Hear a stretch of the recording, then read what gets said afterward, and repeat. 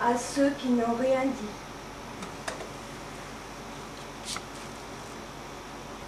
Mercredi 28 janvier. Patrice est venu à la maison. Il m'a commandé quelque chose comme un spectacle, un travail de mémoire autour de la guerre 14-18. Nous parlons des lettres de Poilu qui ont été lues l'an passé. Me revient en mémoire l'émotion de leur découverte il y a 5 ans. L'homme dans son trou d'obus, il écrit à sa femme un dernier mot, il meurt juste après. Je pense à mon arrière-grand-père. Je propose à Patrice de parler cette fois de ceux qui n'ont pas laissé de nous.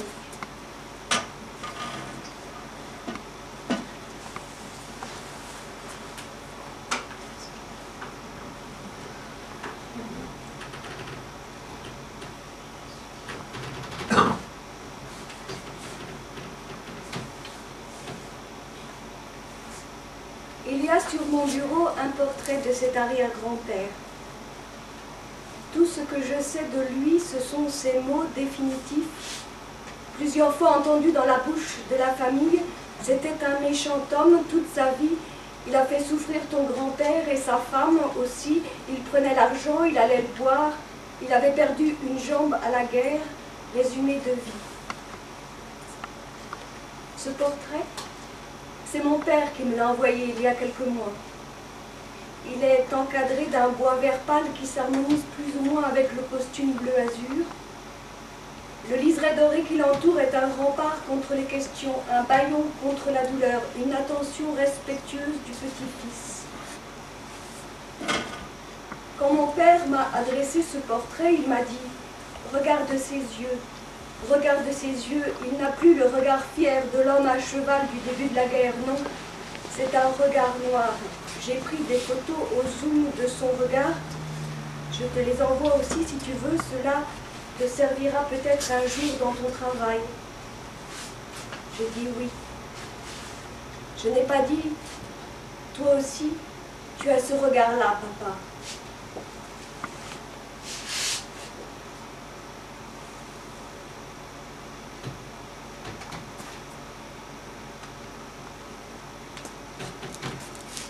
Vendredi 30 janvier.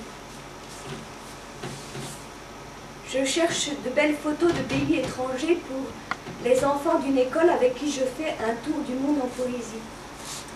Il y a les sables rouges du désert algérien, les rizières vertes de l'Indonésie et de la Chine, le bleu des mers du Sud, Bora Bora, il y a les neiges de Norvège. Soudain, sur l'écran de l'ordinateur, c'est un enfant qui apparaît. Il n'a plus qu'une jambe. Commentaire, jeune Angolais victime d'une mine antipersonnelle. Combien sont-ils ainsi dans le monde? Combien chaque jour volent ainsi vers les étoiles et perdent un doigt, une main, une jambe, un bras, parfois la vie? Combien de corps chaque jour déchirés, déchiquetés par une balle ou une bombe? Je retourne devant le portrait. Cet homme, bien rangé dans son cadre, a-t-il encore sa jambe?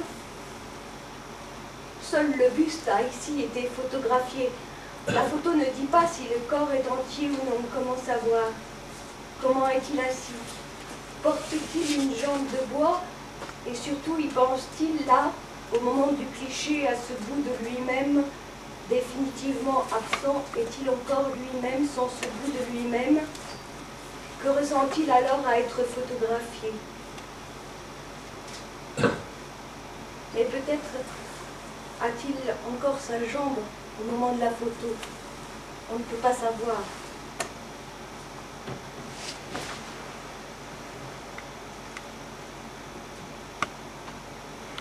J'ai arrêté le journal. Le temps s'est brisé. J'ai refermé le livre de mon histoire pour ouvrir le livre de l'histoire. Pour écrire un autre projet, j'ai fait une grande boucle, un grand 8, retour aux origines de l'homme.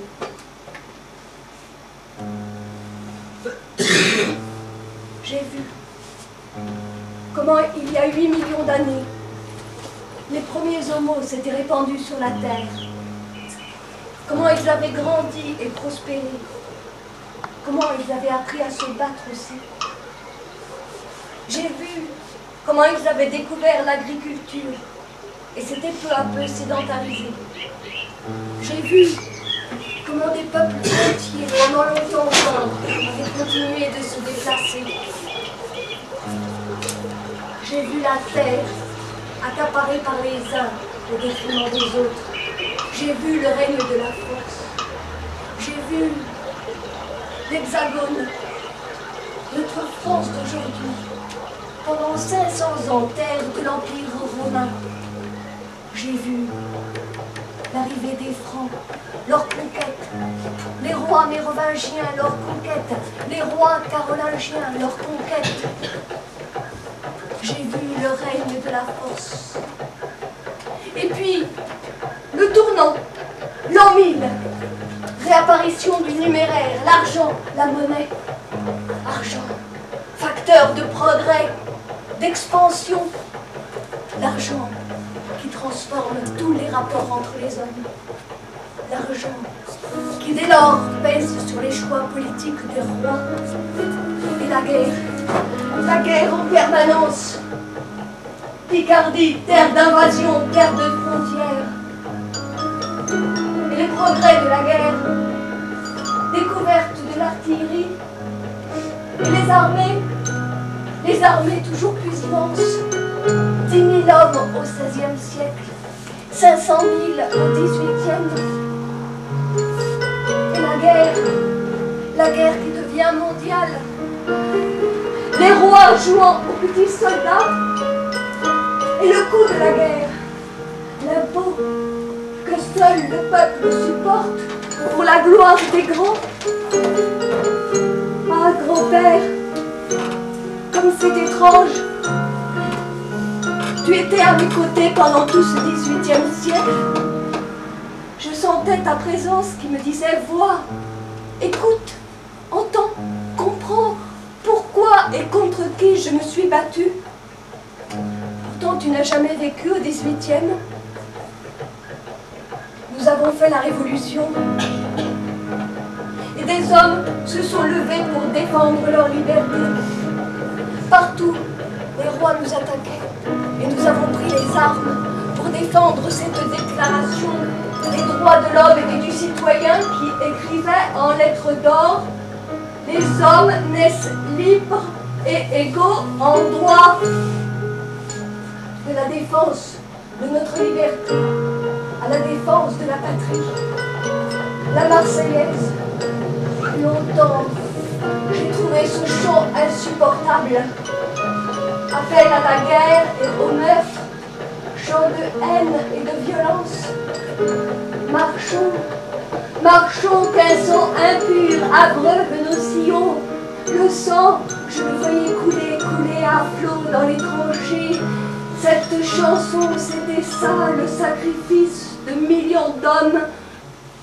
Profitant de ce moment béni, j'allais chercher ma tante et la traîner dans les couloirs au parquet grinçant où 1000 portes semblaient closes à jamais. Pourtant, nous arrivions toujours dans cette petite salle où le buffet Henri II, énorme comme les châteaux forts de mon livre d'histoire, laissait battre ses portes comme un tabernacle vide. Ma tante Jacqueline approchait une chaise, elle-même haute comme une tour de siège. J'escaladais, le cœur battant, inquiet d'avoir pu être trahi. Mais non, il était toujours là, bien posé à cheval sur une saucière ridicule, mon petit fusil brillant comme un soleil amenant avec lui un rêve qui ne finirait jamais.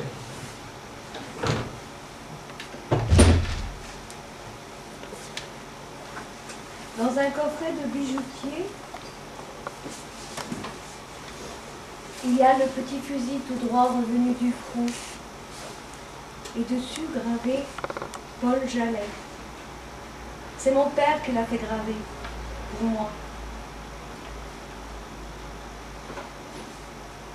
D'abord, je pense lui écrire. C'est ainsi dans la famille, tout ce qui touche ne peut être parlé. Et mon père ne parle pas, et mon grand-père ne parlait pas. Par contre, il chantait bien les chansons paillardes, et ma grand-mère criait, et moi je riais beaucoup. Et mon père aussi, il en a usé des corps et de la jouissance, et du whisky pour couvrir tout ce silence. Et moi j'ai toujours su qu'il souffrait. Pourquoi?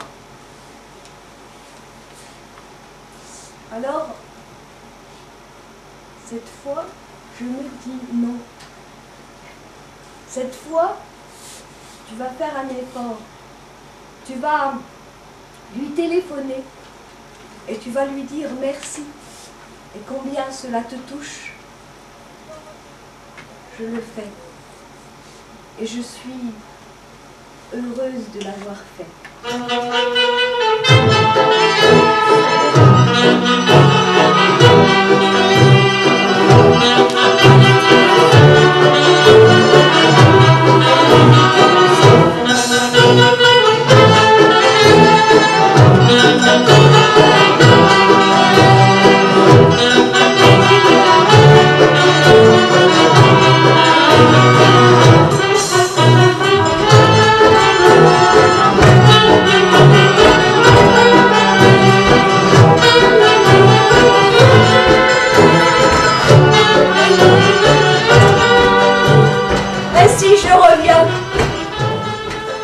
J'arrive au bord de la tranchée, mon pas hésite et je chancelle.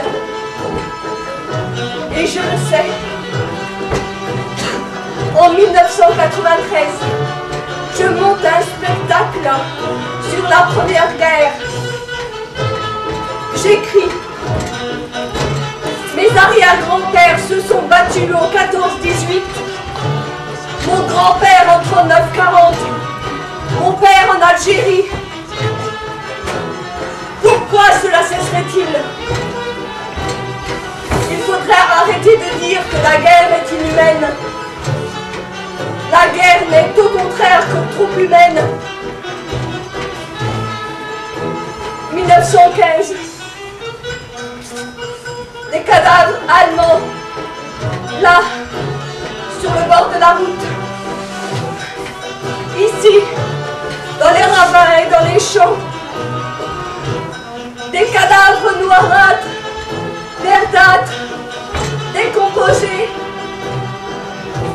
Des cadavres d'hommes qui ont gardé des positions étranges. Les genoux pliés en l'air, ou le bras appuyé au rebord de la tranchée. J'ai 10 ans. Je suis à l'hôpital. La fièvre me brûle. Dans la nuit, un homme jeûne et hurle. Je voudrais le sauver. Je prie sans prière pour calmer sa douleur.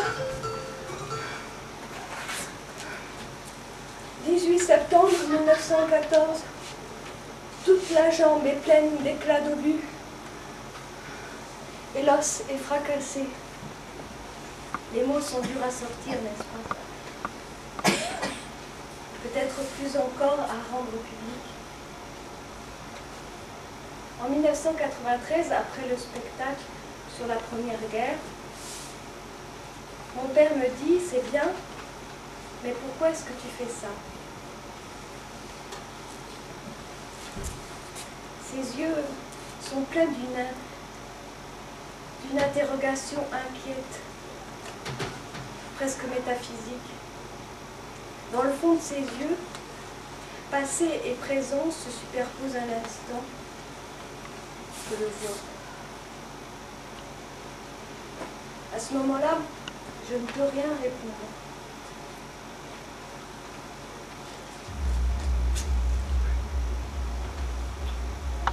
Je ne pouvais pas parler de ça, de la guerre, parce qu'il pleurait. C'était insupportable. Je crois que quelque chose de sa vie s'est arrêté là. Il y a eu avant, pendant et puis après. Et quand il est rentré, Les autres étaient ceux qui n'y avaient pas été. C'était ceux qui continuaient à danser, continuaient à vivre. Et sa fin de vie, toute sa vie, il a considéré les autres un peu comme ça. Il n'y avait pas été, il n'en avait pas été.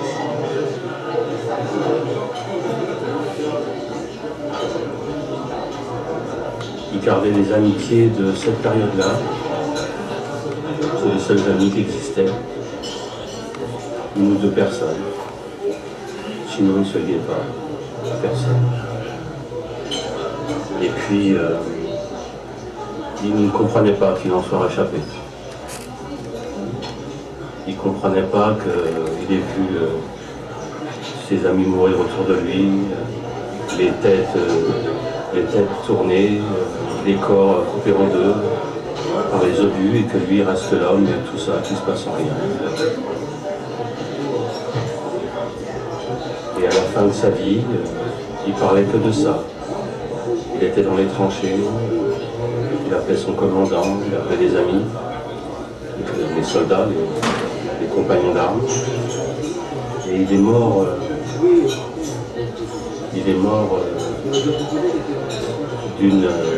d'un pourrissement d'une jambe. Il avait une jambe qui a pourri, il a une gangrène. Il a fallu lui couper la jambe quelques jours avant sa mort. Comme si il ne voulait pas partir entier, comme s'il voulait se rapprocher de ceux qui étaient restés, qui avaient laissé des choses dans la guerre. Voilà. Il ne parlait pas à sa fille de tout ça, à ma mère. C'était dans une façon d'être qu'on pouvait le rencontrer, le trouver. Sinon, c'était vraiment quelqu'un qui n'était pas abordable, qui restait dans une sorte de surface des choses, parce que pénétrer les choses, c'était revenir à ça. Voilà.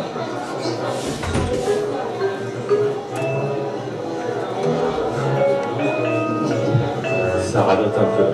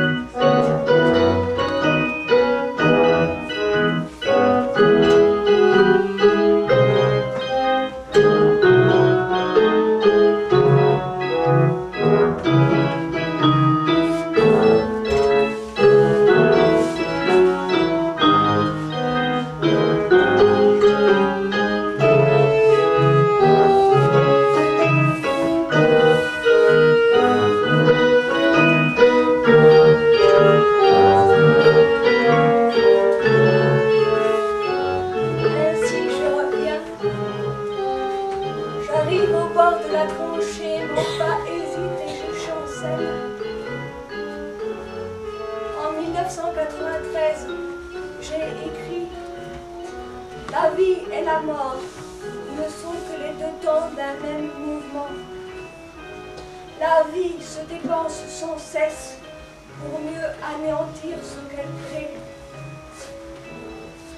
Si le temps social est économie, l'imitation de cette exubérance, la guerre, au contraire, est le règne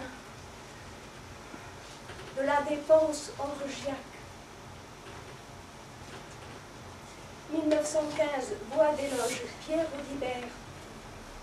Les morts qui pourrissent sur les fils de fer,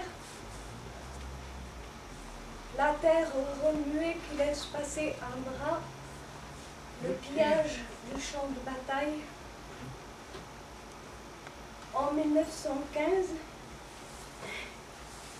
non, en juillet, j'ai reçu les informations de Pierre, les informations recueillies à Vincennes.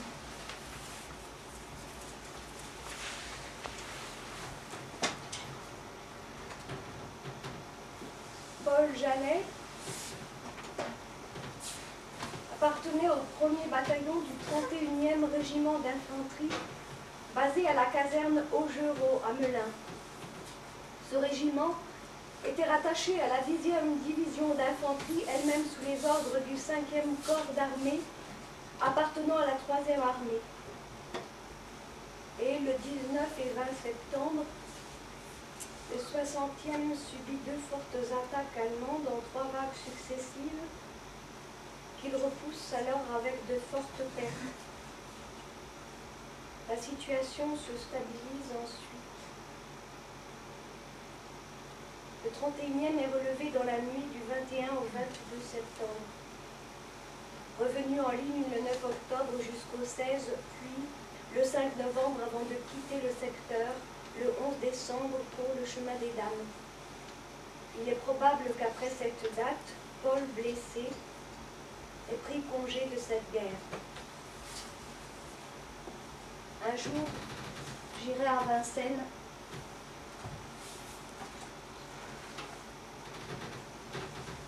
Comme une obsession, j'aimerais savoir le jour et la date exacte de la blessure. Savoir comment et par qui il a été soigné. C'est un peu absurde. Je demande à Frédéric, directrice des archives de la Somme, s'ils ont quelque chose sur les ambulances du côté de Péronne. Réponse: grosse déception aujourd'hui. Madame Dargues, ma collaboratrice, a examiné les documents sur les ambulances du côté de Péronne. Rien de rien, nada, Waterloo, Morne-Plaine. Je pense que tout est conservé aux armées de terre à Vincennes. Désolée, Frédéric.